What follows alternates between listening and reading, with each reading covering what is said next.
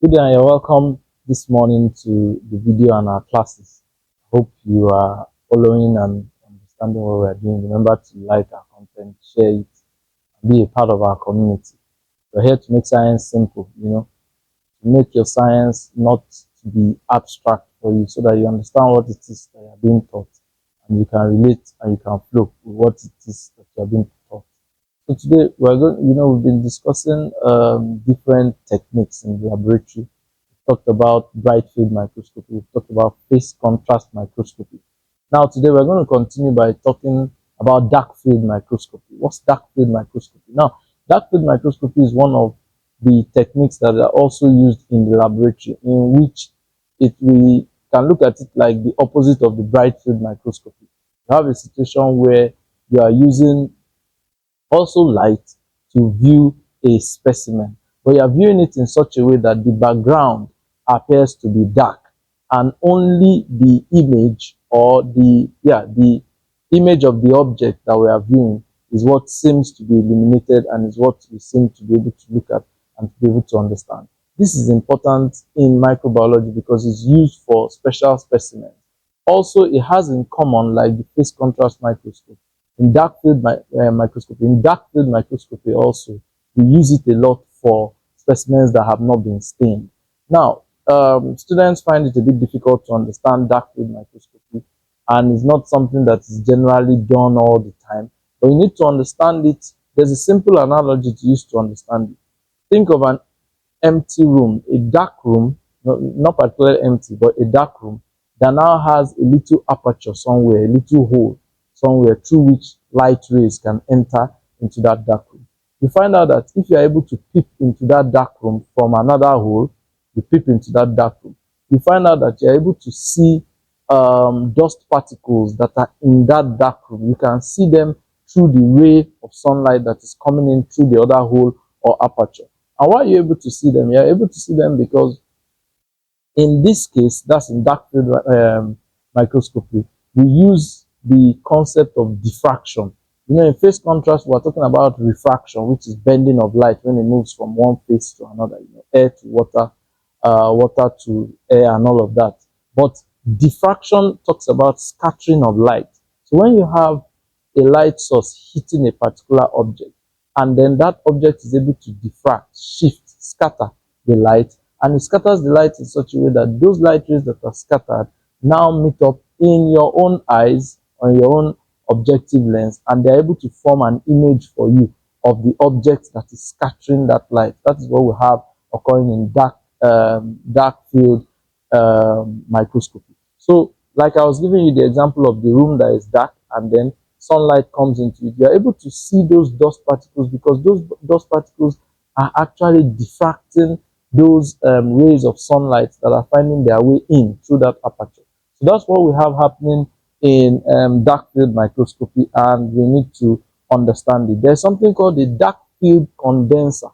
A dark field condenser, which is put just beneath the stage. So when you have, it's still the same, your same simple light microscope that you use to do dark field microscopy, but we modify it, make it look a bit different. So this is your dark field condenser. You put it right under the stage, and then you mount your specimen on the stage. And the idea is this: if you don't have that dark field condenser, when the light is coming through, the light is not being scattered.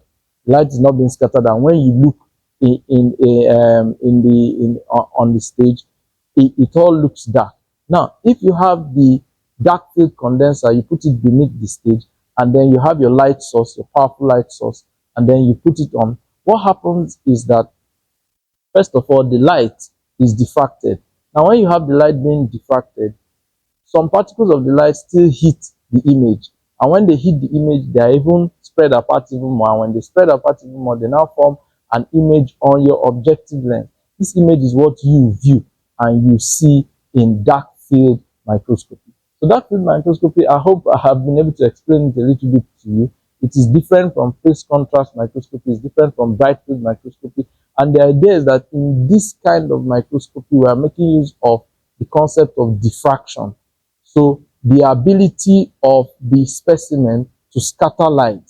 That light that is scattered is now used to form an image in your own eyeball, and that image is what you see from the scattered light. So this is important to know, and we use it for different types of samples. It's important to note the different types of samples that we use it for. Now, it's also important to note that to achieve dark field microscopy, you need a dark field condenser, you need an aperture, a high numerical aperture, you need a bright light source, and you need oil immersion techniques. Now, part of the issues with dark field microscopy, why it's not really being done as much as other types of microscopy, is the fact that it is quite difficult to do. You need to have the right kind of technique to be able to run it and run it successfully. Now, what do we use it for? There are some specimens that are quite difficult to, to view and to be able to get their image. And many of these specimens too, like I said, yes, when I was talking about phase contrast microscopy, where I said that these types of microscopy, you want to use them to view objects when they are still alive. You don't want the objects to be dead, because you know that when you stain them, they're likely to die. So when you want them to be alive, a good example is when we want to view Treponema pallidum. Treponema pallidum is the organism, it's a spirochete bacteria that causes syphilis, sexually transmitted infection. Now, to view that bacteria, it's very difficult to see it under your normal light microscopy. It's difficult to see it even in phase contrast microscopy. So we use dark field microscopy to be able to view your Treponema pallidum. We have many other bacteria like that too, that will make use of dark field microscopy to be able to view them. Now, if you want to study motility of bacteria, how bacteria is able to move, its flagella, the different types of flagella, how these flagella are arranged, and how it's able to move from one place to another. The best bet to use to study such a thing is your dark field microscopy. You're able to see it live, see how it happens and what happens as it happens. We also use it to look at protozoans, different types of protozoans. So you can also, like in phase contrast, you can also do that here. You can take pond water samples and then mount them on your microscope and use them to view different organisms that are present within the pond water. You can use it to view planktons, your zooplanktons, your phytoplanktons. These are for biologists. They do a lot of dark field microscopy when they want to view aquatic life, minute aquatic life that is important to them. They mount pond water samples and they view all these samples. So this is important. Also in material science, and even in some aspects of medical microbiology, when we want to view some really minute particles like our nanoparticles, we view them using dark field microscopy.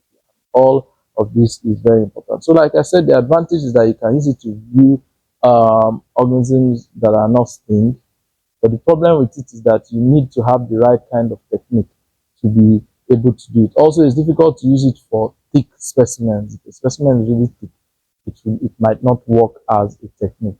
Thank you for listening to this video. Remember, we talked about phase contrast microscopy, we talked about bright light and microscopy.